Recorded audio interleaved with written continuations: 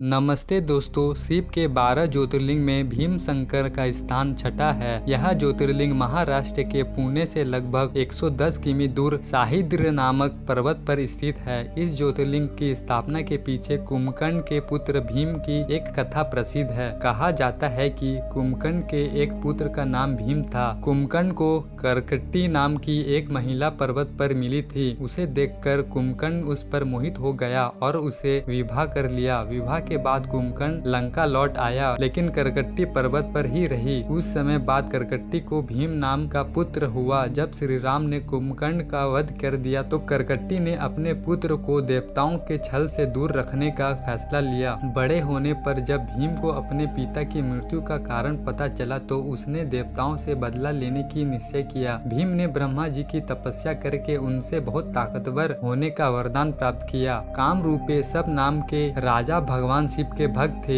एक दिन भीम ने राजा को शिवलिंग की पूजा करते हुए देख लिया। भीम ने राजा को भगवान की पूजा छोड़ उसकी पूजा करने को कहा। राजा के बात न मानने पर भीम ने उन्हें बंदी बना लिया। राजा ने कारागार में ही शिवलिंग बनाकर उनकी पूजा करने लगा। जब भीम ने यह देखा तो उसने अपनी तलवार से राजा के बनाए शिवलिंग को तोड़ने का प्रयास किया। ऐसा करने पर शिवलिंग में से स्वयं भगवान शिव प्रकट हो गए। भगवान शिव और भीम के बीच घोर युद्ध हुआ, जिसमें भीम की मृत्यु हो गई। फिर देवताओं ने भगवान शिव से हमेशा के लिए उस स्थान पर रहने की प्रार्थना की। देवताओं के कहने पर शिवलिंग के रूप में उसी स्थान पर स्थापित हो गए। इस स्थान पर भीम से युद्ध करने की वजह से इस ज्योतिर्लिंग का नाम भीमशंकर पड़ गया। दोस्तों, भीमशंकर मंदिर बहुत ही प्राचीन है, लेकिन यहाँ के कुछ भाग का निर्माण नया भी है। इस मंदिर के शिखर का निर्माण कई प्रकार के पत्थरों से किया गया है। यह मंदिर मुख्यतः नागर शैली में बना हुआ है। मंदिर में कहीं कहीं इंडो आर्यन शैली भी देखी जा सकती है। दोस्तों, भीमशंकर मंदिर से पहले ही शिखर पर देवी पार्वती का एक मंदिर है। इसे कमलजा मंदिर कहा जाता है। मान्यता है कि इसी स्थान पर